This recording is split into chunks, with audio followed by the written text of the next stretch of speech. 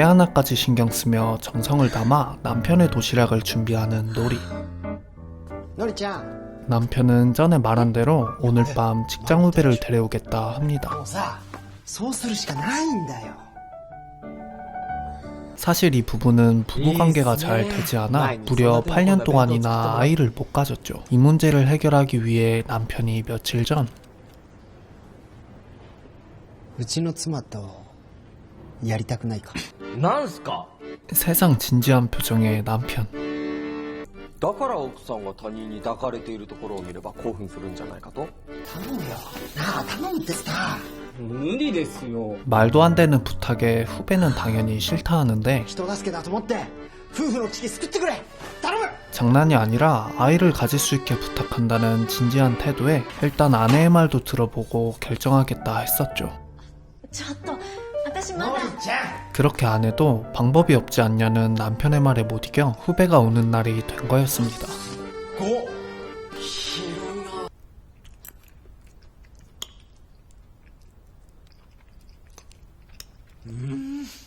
うまっおかわりありますから。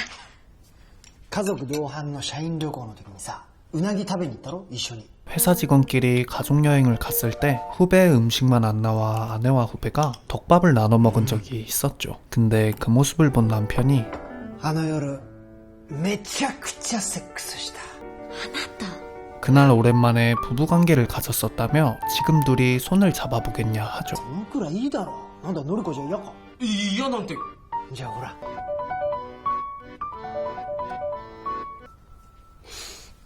なるほどねじゃあさ次は恋人つなぎほらほう。そういいよ 그 다음은 키스를 해보라 하는데 キス やめましょう 이건 아니다 생각한 후배가 이제 그만하자 합니다. 分かった分かったじゃあ俺一瞬席外すからえ 알겠다며 이런 건 무드가 중요하니 빠져주겠다 하고 나가버리죠. 嫌なことは嫌って言った方がいいんじゃないですかよかったらこれも。 어색한 분위기에 직접 요리한 음식을 건네고 맛있게 먹어주는 후배를 보고 입을 엽니다. 私ね。私地味だし、何か取り柄があるわけでもないし。 이렇다 할 재주도 없는 본인이 자신을 이렇게 필요해주는 남편을 만나 기쁘다 하자 そんなことないですよこんなに美味しい料理が作れるじゃないですかとても素敵だと思います 자신의 가치를 알아봐주는 후배를 새롭게 보는 그때 いいよ今のめちゃくちゃよかったよのりこ来た来た来たよしありがとうなってたまた明日のりこ 문 밖에서 이야기를 듣고 있던 남편이 반응이 왔다며 후배를 쫓아버립니다. 旦那様の性癖に悩んでる方は多いですけど、求められることにご自分の存在意義を感じるタイプ。 점술가를 찾아온 노리코에게 좀 더 자유로워야 한다 하죠. 自由に。いいねじゃあ次は胸 또다시 선배의 부탁으로 집에 온 후배. すいませんありがとうなのりこほら行こうよし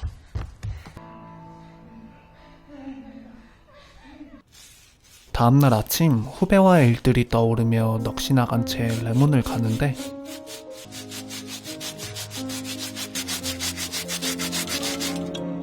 もしもし、どうした？ 도시락을 깜빡했다는 연락을 받다 우연히 후배가 아파서 월차를 냈단 소리를 듣죠. はいこんにちは。夫から津田さんが風邪でお休みと聞いて 후배를 위해 도시락을 만들어 온 노리코. お邪魔しました。お大事に。あの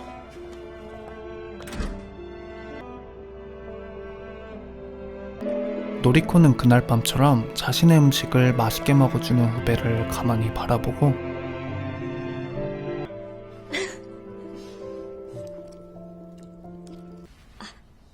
津田さんが来た日、あの人 후배와 본인 중에 누가 더 낫냐고 자꾸 물어본다는 남편. すいません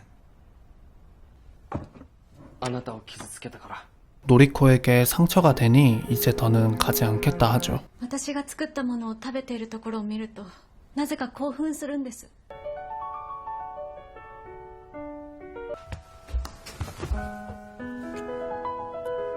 어느 날 노리코와 같은 빌딩에 사는 사쿠라가 화려하게 본인의 생일 축하 파티를 엽니다. さくらさん、ごめん遅くなっちゃった。ありがとう。オーナーが遊んでるのさくらさん知ってるんですか？ 그 시각 사쿠라의 남편은 奥さんのところに行かなくていいの？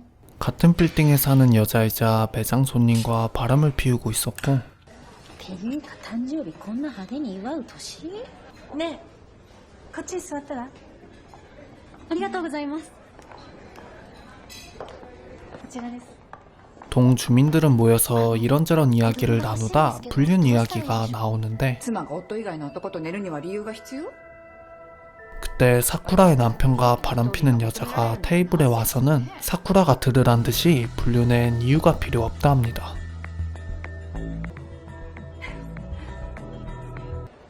森にのゴールドローズ 향기가 좋단 말에 대놓고 사쿠라의 향수인 골드로즈를 뿌렸다는 여자. 사실 아내도 남편이 바람피는 걸 알았지만 여러 가지 이유로 모른 척하고 있었을 뿐이었죠. 商品の販売のみを行う店舗は夫と二人手を取り合ってチャレンジしてまいります。だから何があっても別れるなんてありえないんだよ。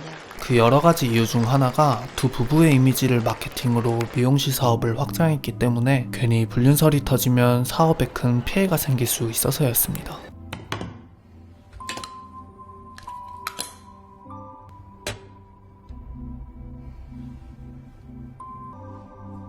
さっき送った写真インスタ上げといて。今あげた。 현재 둘은 그저 쇼윈도 커플일 뿐이었죠. 大丈夫、心配するな。一緒に頑張ろう。 애틋했던 때를 떠올리고 나는 사쿠라.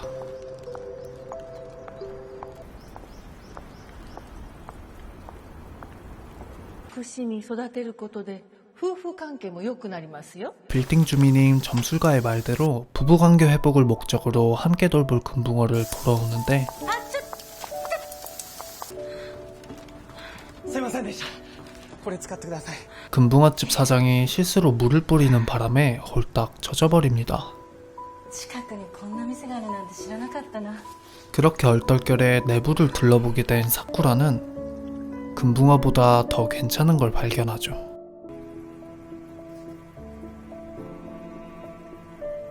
この子なんて名前？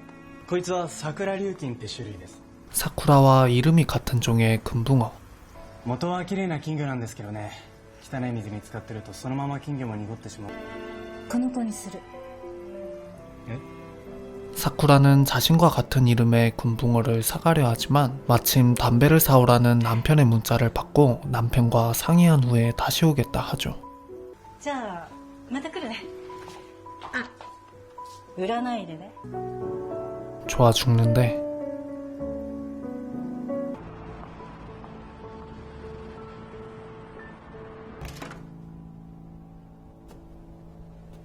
ただいま。相談があるんだけど。疲れてる。 조심스럽게 금붕어를 사도 되냐 물어보는데 好きにすれば。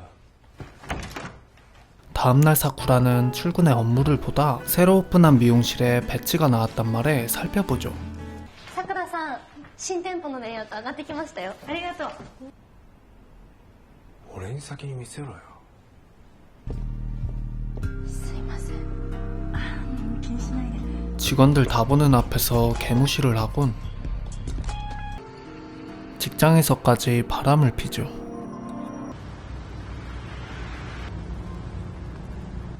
기분 전환 겸 밖에 있다 우연히 금붕어집 사장을 마주치고 만난 김에 그때 사기로 한 금붕어를 사러 갑니다.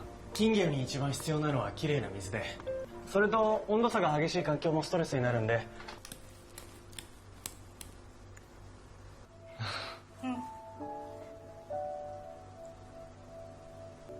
いつでもいつでも来てください。もし弱った時はいつでも。 그렇게 사쿠라는 인사를 나누고 헤어지고 さくらさん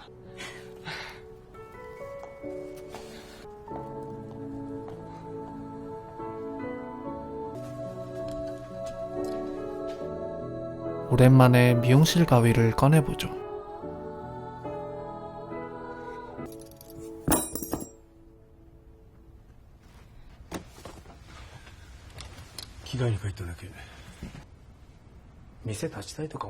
사쿠라는 미용사였지만 어린아이를 보호하다 손을 다쳐 가위를 쥘 수 없게 됐었고 無理だろその手じゃ。分かってる。従業員丸め込もうとしても無駄だぞ。 아내가 직원들을 빼돌릴 거라 생각하는 남편. お前が悪い。勝手なことしなくていいんだよ。 사쿠라는 서둘러 다친 금붕어를 사장한테 가져가 치료를 부탁하죠. 鱗も再生するから安心してください。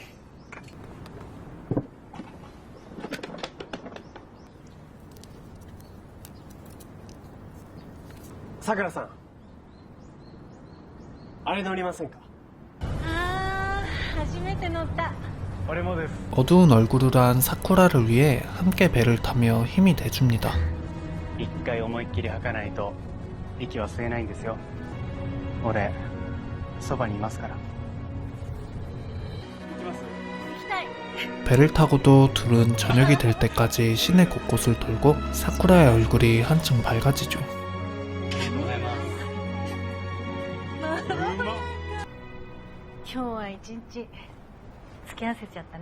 사쿠라가 관심을 보였던 금붕어 장식을 선물한 남자. 그때 남편의 전화에 다시 표정이 어두워지는데 じゃ。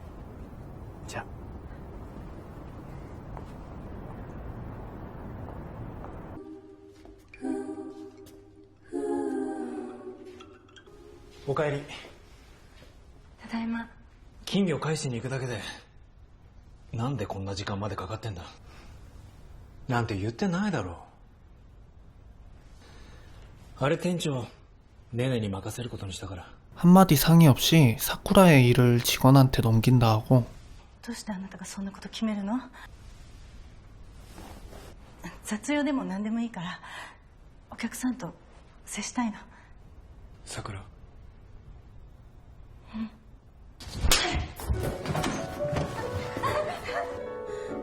なんでお前わかんないんだよ。いやお前は俺がいなきゃ何もできねえガラクタだろうが。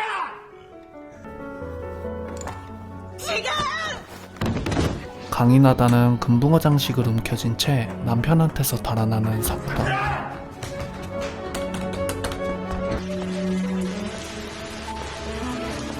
그렇게 엉망이 된 채 금붕어만 쥐고 있는데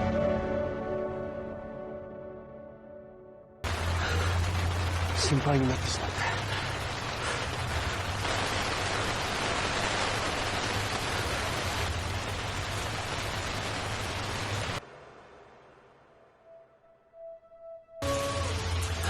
返さなきゃよかった。どこにも行くとこなんかないくせに。金魚が羨ましかった。大切にしてほしかった。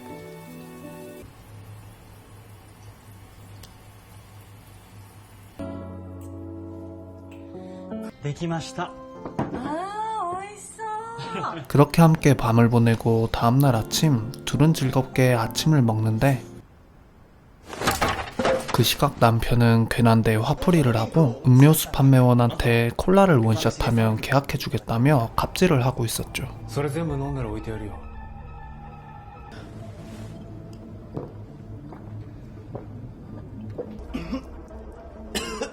何マジになってんだよ。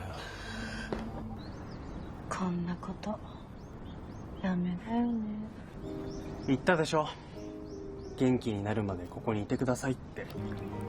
직장에서 일을 하고 있는 사쿠라와 같은 빌딩의 시무라. 志村さん、ちょっと。怪獣習する方が効率いいんだよ。 평범한 직장인처럼 상사욕을 하고 있는데 동네 주민 커뮤니티에 사쿠라가 바람핀다는 게시글이 올라옵니다. 驚いたわ。まさか平が。まあね。害虫はバレないようにやんなきゃ。まさか害虫しようとか思ってないよね。 부부관계가 안 좋으면 욕구는 따로 외주를 맡겨서 풀어야 한다는 여자. 赤ちゃん欲しい。ねえちょっと待ってちょっと待ってねえねえちょっと待ってってまあゆっくりきちんと考えようね 아내는 아이를 갖고 싶어 하지만 남편은 좀 더 생활이 안정적이게 되면 그때 생각해보자 하죠. 既読スルーやめて傷つく嘘つけ。元カノにそんなこと送るほど寂しいの？ 전 남친한테 외롭다는 문자가 오더니 한밤중에 전화까지 하는데 久しぶり。旦那と何年だっけあんな面白みのない男お前には向いてないって言ったろ 전 남자친구도 결혼을 했었지만 권태기를 못 넘기고 이혼을 했죠. 優香最近旦那とやってないだろは？しねえだろドキッとした相変わらず優香は可愛いですねねえ、なんで私に連絡してきたの？なんなのよもう。 왜 연락했냐니까 갑자기 키스를 하고는 休憩してく 모텔에 가잔 소리에 뒤도 안 돌아보고 가버립니다.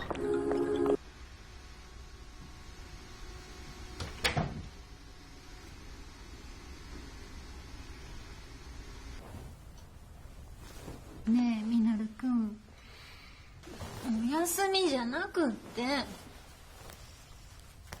ああ今日も寝よう。明日も仕事だしね。 이젠 상대도 안 해주는 남편.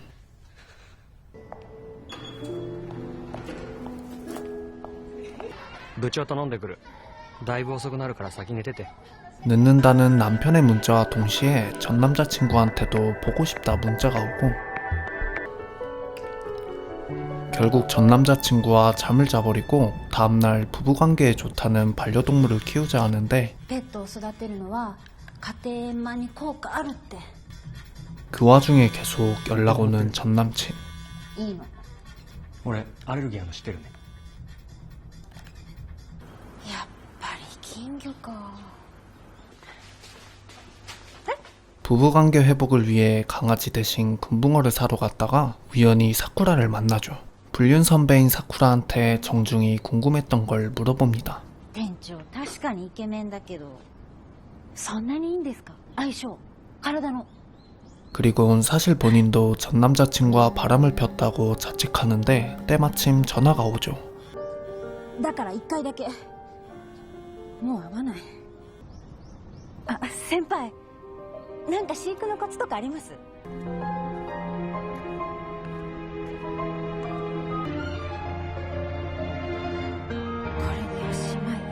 단 한 번의 일탈로 이제 마음 정리를 확실히 하려는데 優香あれ金魚もう買っちゃったの 술자리에서 금붕어를 갖고 싶단 말을 기억하고 금붕어를 사러 가던 전 남자친구. 금붕어 이름도 시무라 유카로 지으려 했다 하죠. 好きな子の名前つけて何が悪い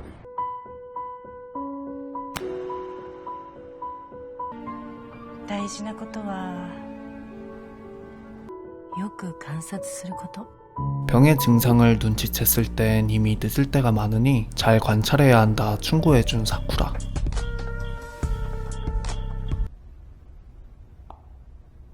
한편 사쿠라의 남편은 뒤늦게 동 커뮤니티에 올라온 게시글을 보고 사쿠라가 금붕어집 사장과 바람이 났다는 걸 알게 됩니다.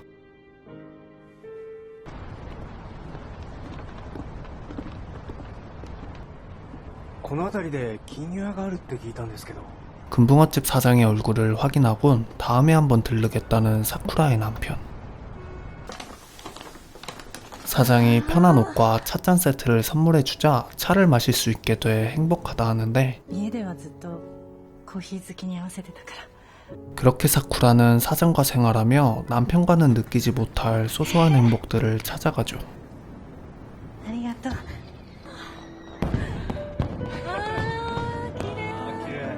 서로 떨어진 뒤로 점점 자신을 찾아가는 사쿠라와 반대로 빈자리를 느끼는 남편. 하지만 언제까지나 여기 있을 수도 없는 노릇이었고 私やっぱりあなたを閉じ込めて縛ろうとする人のもとに返すわけにはいきません。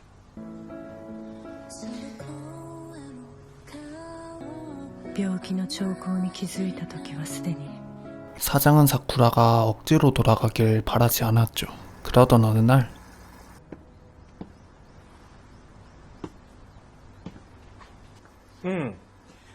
ちょっと探し物があってね。さくら。うちの妻と同じ名前だ。これちょうだい。連れて帰るから。 여기 사쿠라가 있다는 걸 안다는 듯이 사쿠라 금붕어를 사고 조용히 돌아가는 남편. なんであの人が金魚なんか。気になりますか？帰りたかったら帰っても。 사쿠라가 계속 남편 때문에 불안해하는 것 같자 정 그러면 그만 돌아가 보라 하죠. 그렇게 어떻게 해야 할지 고민하는데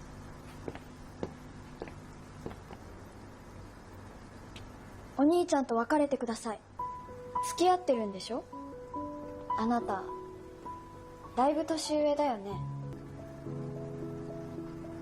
別れてください。 나이도 많고 무엇보다 사쿠라가 이미 결혼한 사람이라는 걸 아는 동생이 오빠를 위해 헤어져 달라 합니다.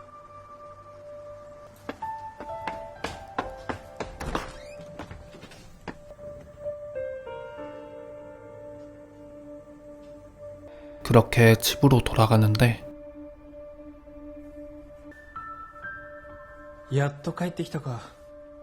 サロンの看板に傷がつくような真似。続けるわけがない。あんな金魚屋のガキ相手にムキになったってしょうがないし。ちゃんと謝るなら今回のことは許すよ。ごめんなさいよ。小さい器で買うなら毎日水を交換してあげて、器のぬめりはしっかり取ってあげて、とにかく金魚をよく観察してあげて。金魚を助けに来ただけ。やめて、触らないで。もうここには来ないから。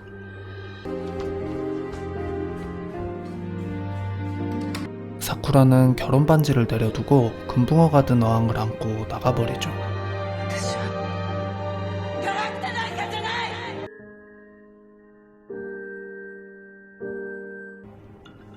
もうご飯食べた？金魚は自力じゃ逃げられないもんね。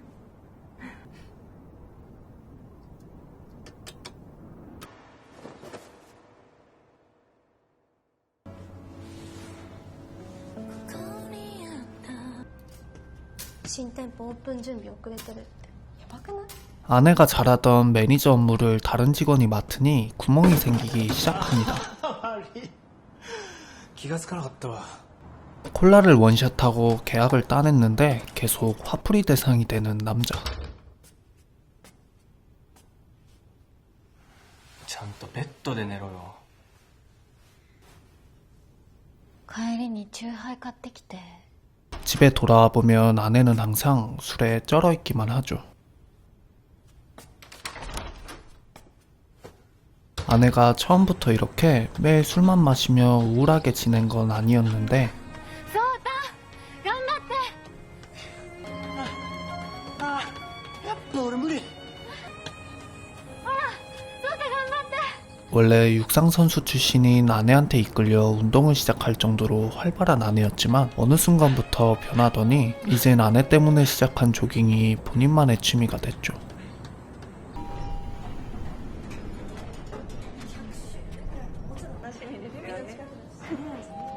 こんにちは。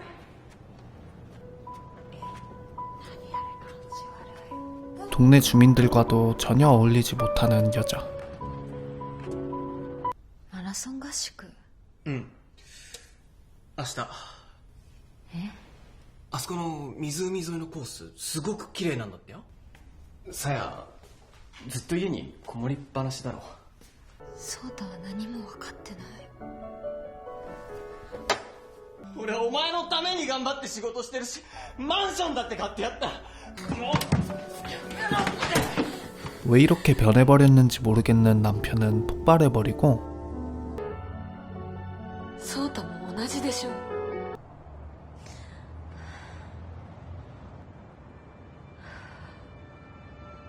さや、会社を？そう、ほらなんか大変そうじゃんさや。そうた、ちゃったしな。もっとガンガン稼ぐよ。任しといて。今日も帰り遅くなるから。あ、そうだ。無理しないで帰った方がいいよ。俺一人でもいいから。 마음을 살펴주지 않고 뭐든 혼자 나아가려는 남편에게 화가 났던 아내. 그때 누군가 말을 거는데 どうぞ気にしないで。助かります。 남편과 싸워 집에 못 가겠다는 여자를 데려온 사쿠라의 남편. ゆっくり休んで。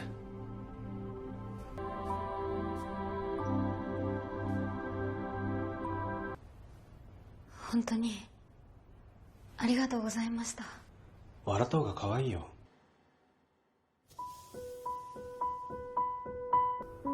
うちの妻不倫してるんだ。一番近くにいる人と分かり合えないって辛いよな。 본인도 외롭다며 언제든 다시 오라는 의미심장한 말을 합니다. 그 시각 남편은 아내한테 같이 가자 했던 마라톤 캠프를 혼자 갔는데 ごめんなさい、昨日の電話。 사실 어젯밤 누가 들어도 그런 소리를 라이브로 들었죠. どうしました？気づきましたよね、声。 동호인은 솔직하게 남편이 계속 바람을 의심해서 그런 전화를 했다 하고 それで誤解は解けたんですか？はい、だから連れてきたんで。腕は後ろにこと意識して。ちょっと待って。走るからね。 함께 뛰는 부부를 보고 아내가 생각나는 남자. 이미 캠프에 와 있는 동안 14번이나 전화를 했지만 안 받았기에 전화를 하려다 말죠. 主人が苦しんでて。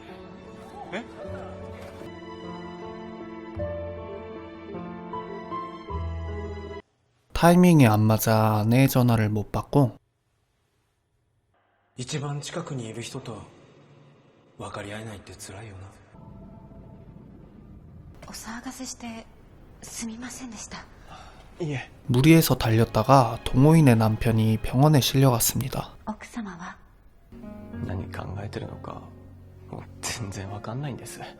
奥様を励まして一緒に走ってあげればいいじゃないですか。見過ごしていた景色が見えてくるかもしれないですよ。 처음엔 아내가 본인을 이끌고 달렸는데 이젠 더 이상 달리고 싶어 하지 않는다 하자 그럼 이번엔 직접 아내를 이끌고 격려해 아내의 속도에 맞춰 달려보라 하죠. 変わったのはそうたも同じでしょ。 그 시각 사쿠라의 남편을 찾아간 아내.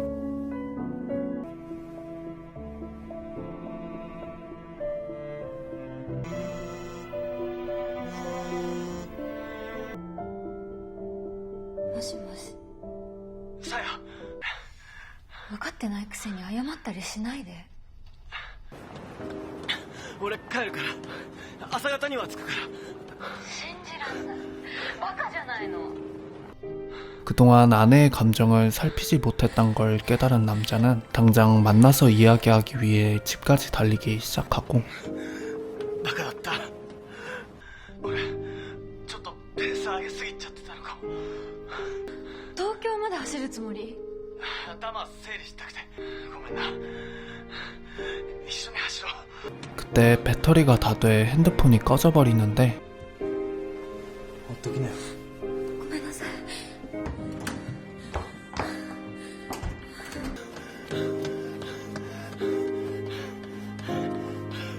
俺ちょっとペース上げすぎちゃってたのかも。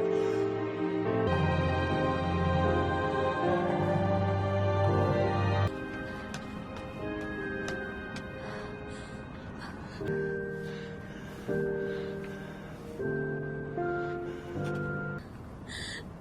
私は2人でもっと一緒にいたかったの。言えなくて、私のためって言われて。 본인을 위해서란 말에 아무 말도 못했지만 뭐라도 말했어야 했다며 미안하다 사과를 하죠. ごめん。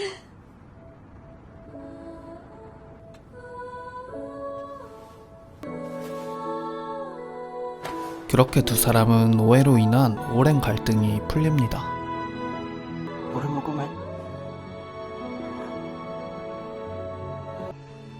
夏になったらまた行きたいな。 한편 그 시각 사쿠라와 금붕어집 사장도 잘 지내고 있는데 今父が参りますから。お待たせしました。私を脅して金でも取るつもりですか？ 큰 사업을 하고 있는 금붕어집 사장의 아빠를 찾아가 자식의 불륜 사실을 알린 사쿠라의 남편. 事実をお伝えしておこうと思っただけです。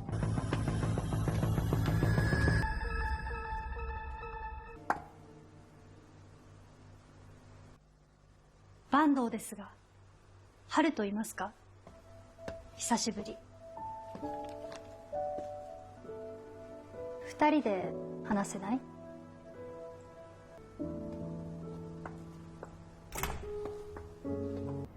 平賀さくらさんの夫が社長に会いに来たのよ。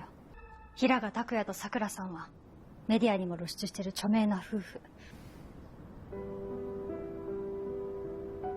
こんな華やかな世界にいた人が金魚屋の暮らしに満足できるわけないよね。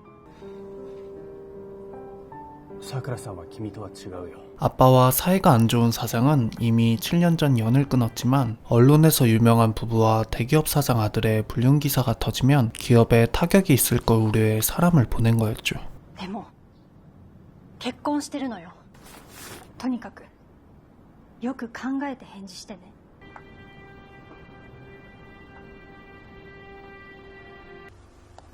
まだいたの？不倫とか最低なんだけど。なそれでも一緒にいられるの？あ、やめろって言ってるだろ。だって困らせないでくれ。頼むよ。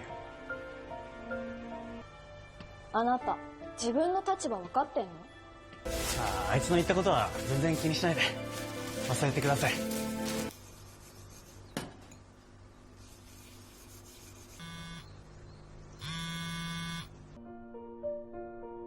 ちょっと電話してくる。 여기 있을수록 사장을 곤란하게 만드는 것 같아 생각이 많아지는데 雅子さんはお兄ちゃんの元カノなんだよ。私もお兄ちゃんと結婚してくれたらいいなって思ってた。 사실 얼마 전 찾아온 여잔 회사의 법률 고문이기도 하면서 사장의 전 여자친구기도 했습니다. 근데 사장이 아빠의 회사를 이어받지 않겠다 하자 사장을 차버렸었죠. これはまた二人がやり直せるチャンスなの。あなたそろそろ出てってくれないかな。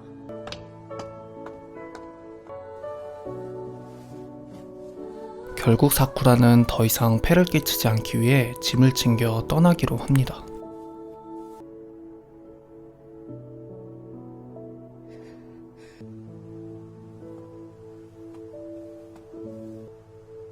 이마마데 아리가또.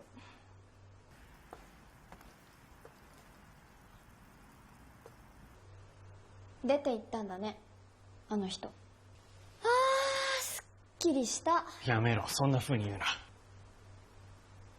その資格はないんだ。 사쿠라가 떠나기 전 아침 마지막으로 머리 손질을 해줬는데 でもね、事故で 손님과 소통하며 미용사로 일하는 게 행복했는데 사고 때문에 그만둘 수밖에 없었다 합니다.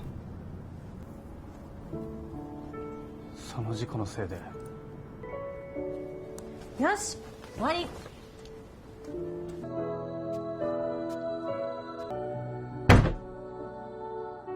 ちょっと待ってて。うん。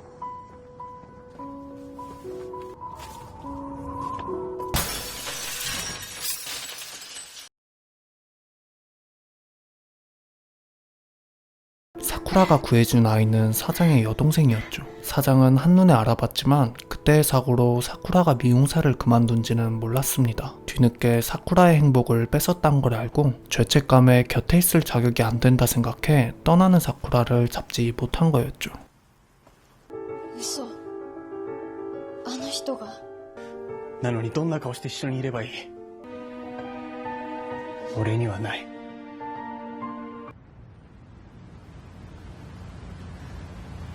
사쿠라는 걸어가다 사장과 있었던 일들을 떠올리며 주저앉아 눈물을 흘립니다. いちいちさくらのこと聞かれるし。居場所まだわかんないの？今探してるって言ってんだろ。どこ行ったんだあいつ。 금붕어집에서 나가게 만들면 집으로 돌아올 줄 알았는데 어딘가로 사라져 버렸죠. もしかして平賀さくらさんですか？はあ、こんなところで会えると思わなかった。あの子、東京の有名なサロンの経営者だったみたいね。きっとよっぽどの事情があるんでしょうね。 조용한 시골에서 아르바이트를 하며 지내는데 すいません。ちょっと聞きたいことがあるんですが。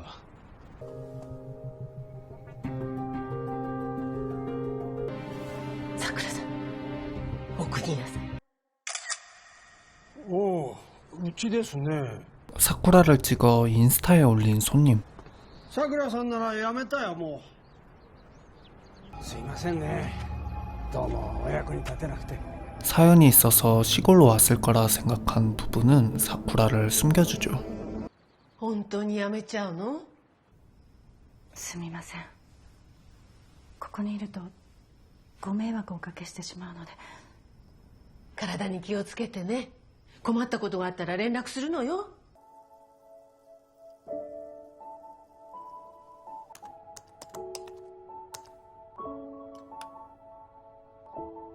なんか女性のお客さん増えましたよね。そう？飼育の際大事なのはよく観察すること。 요즘 손님이 많아졌다 했는데 사쿠라가 매일 인스타로 가게 홍보를 하고 있었습니다. たくましく泳ぐなんて。ありがとう。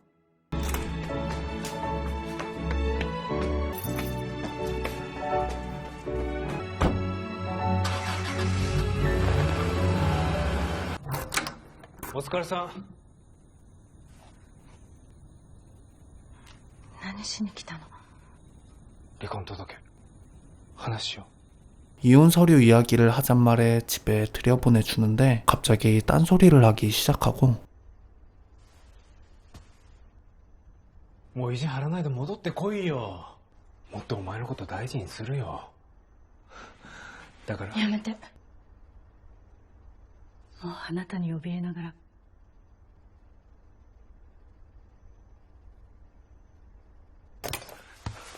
なら一緒に死のう。お前がいない人生なんて意味ないよ。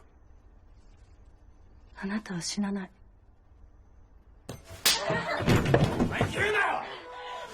付き合わんなよ。俺はお前を愛してんだよ。なんだよその目は。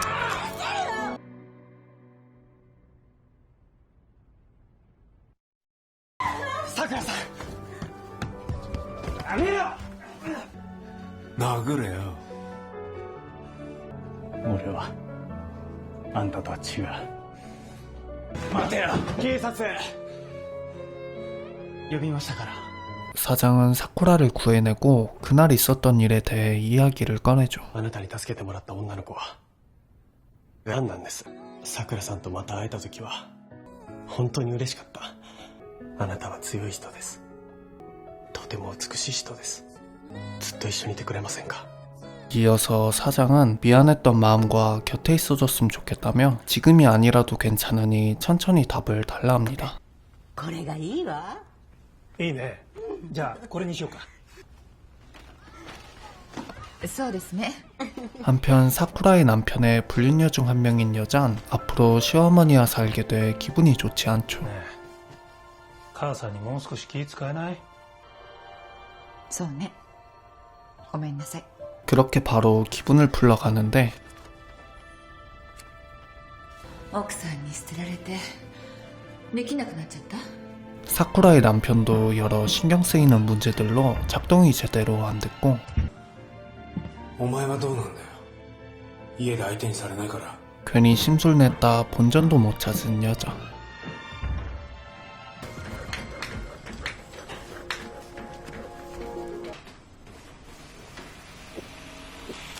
いやねあれ気味悪い 공사 직원 얼굴에 흉터를 보고 흉하다 해버립니다. 당연히 직원도 그 소리를 듣고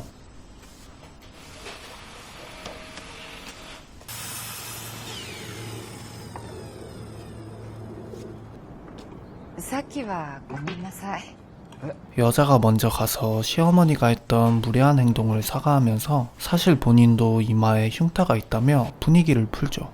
あざなかなか綺麗に隠せてるでしょ。傘には化粧を落とした顔を見せないようにしてくれる。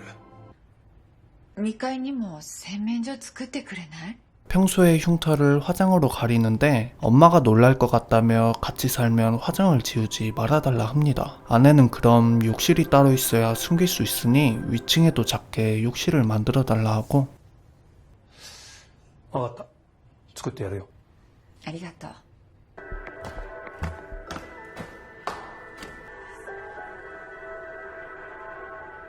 この前のあざの話なんですけど。今からスパランド行ってくるから。ああ。秋葉原行くの。行っても意味ないじゃん。どうせお風呂入れないんだから。早く消してよね。うわすごい。 이마의 흉터를 감쪽같이 가린 여자에게 등에 있는 문신도 잠깐이라도 지을 수 있냐 부탁하죠. 嫁が嫌がってて、こんだけでかいとお金もかかるし。 어쩌다 보니 여자도 남편에 대한 이야기를 하는데 本当は私のこと哀れんで下げ住んでるの。だから何でも勝手に決めて。 그래도 이번에 위층 욕실은 본인의 요청으로 만드는 거라며 좋아하는 여자.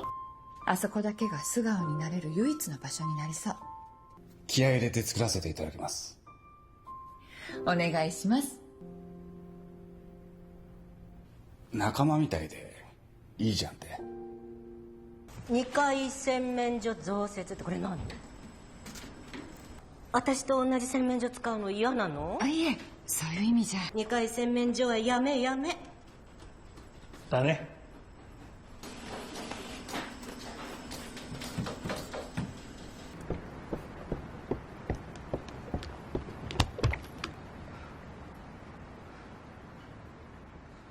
그렇게 화장을 하지 않은 모습인 진정한 본인으로 있을 수 있는 곳을 찾은 여잔 이젠 더 이상 욕실은 필요 없어지죠. さ、洗面所の件。ああ。うまくやるわ。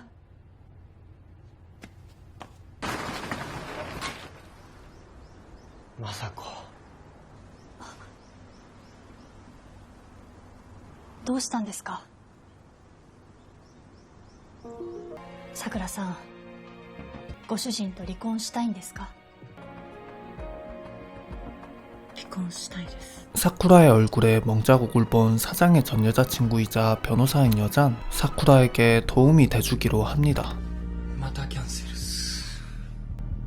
この時間にガラガラなんて今まであった？なんで急に新店舗のスポンサー降りるなんて。 한편 매장의 사업적인 부분을 담당하던 사쿠라가 사라지자 미용실이 휘청거리기 시작하죠. 그때 마침 누군가 찾아오는데 はじめまして、風間ホールディングスの顧問弁護士をしております。平賀さんにご覧になっていただきたいものがあります。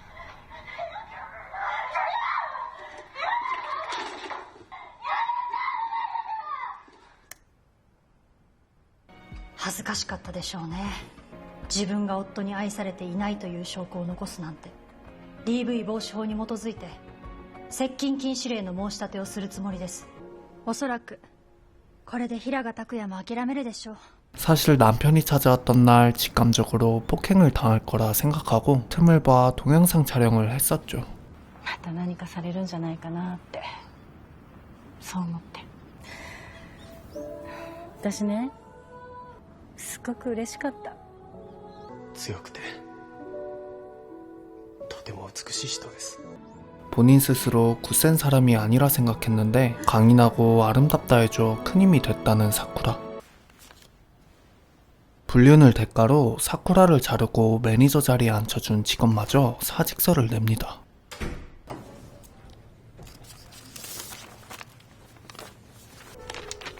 부부円満調停。ええ、夫婦円満調停に持ち込んで相手を永遠と縛り付けるケースが。 순순히 합의 이혼해줄 생각이 없는 것 같은 사쿠라의 남편.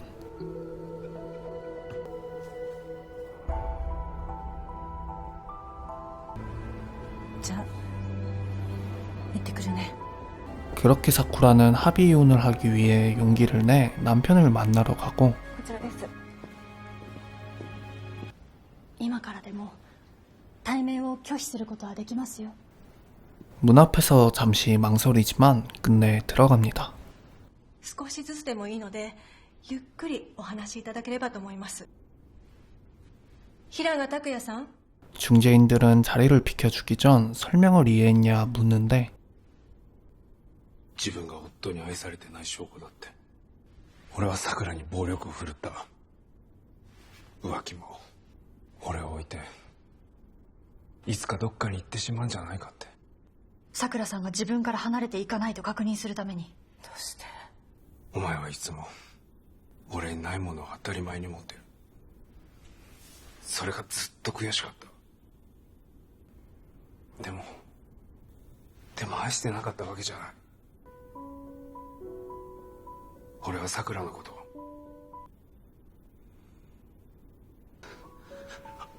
本当に愛してた。直接伝えたくて。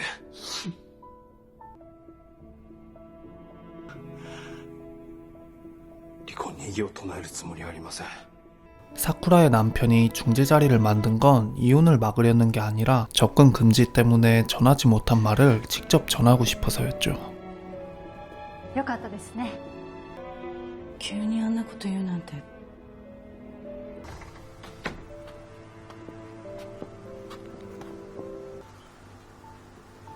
お帰りなさい。 지금껏 본 적 없는 남편의 낯선 모습에 신경이 쓰이다 결국 직접 집까지 가봅니다.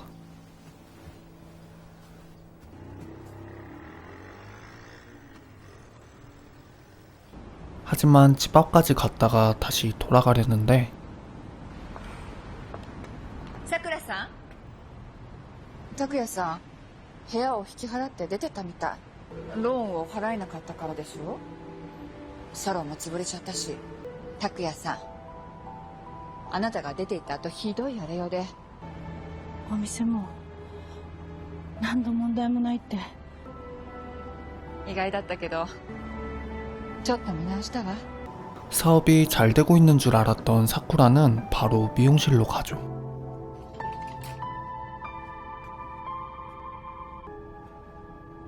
지고自得ってやつだな。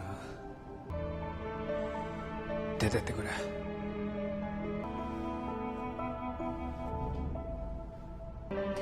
いいからもう出てけよ。出てけよ。 망가져버린 전 남편을 보고 온 후로 계속 신경이 쓰이고 さくらさん、ちょっと片付けなきゃいけないことがあってサロンのこととか。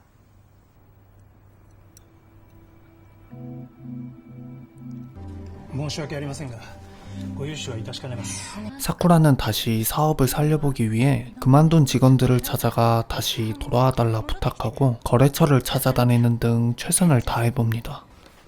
余計なことするな。拓也、同情なんかじゃない。じゃあなんだよ。こんな形で潰したくないの。大丈夫、心配するな。一緒に頑張ろう。諦めないで。一緒に頑張ろう。 손을 다쳐 더 이상 머리를 자를 수 없어 좌절했을 때 남편이 곁을 지켜주며 응원했던 것처럼 이번엔 사쿠라가 다시 할 수 있다 용기를 주죠. 疲れてるんじゃないですか。あれだけ片付けたらお茶にしましょう。明日アートアクアリウム行こう。 그렇게 둘은 수족관에 가서 데이트를 합니다. 그러다 예전에 같이 불꽃놀이를 보러 가자 했던 이야기가 나오고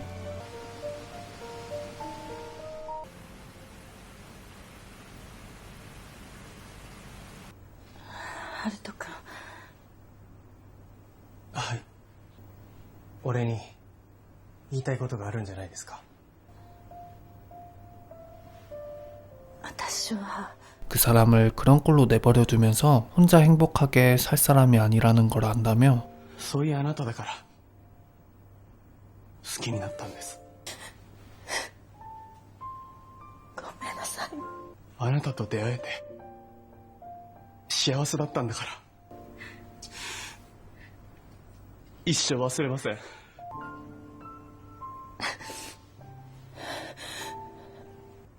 すごく幸せでした。さようなら、さくらさん。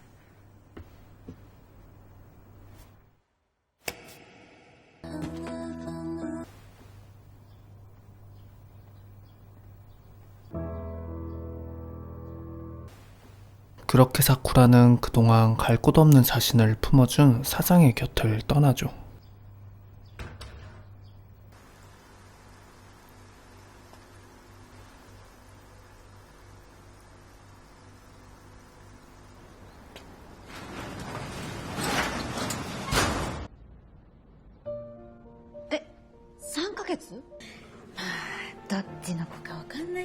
결국 원하던 임신을 하긴 한 여자.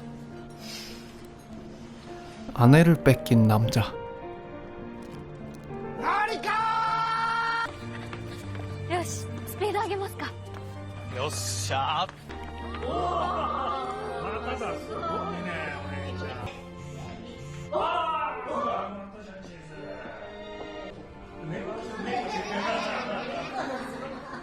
사쿠라의 남편도 사업을 일으키는 데 성공하고 사쿠라는 미용실을 오픈했습니다. お店オープン本当におめでとう。ありがとうございます。本当にお似合いだね。はい、そっか。 문득 사장이 준 금붕어 장식을 보고 같이 보기로 했었던 폭죽 축제가 생각나고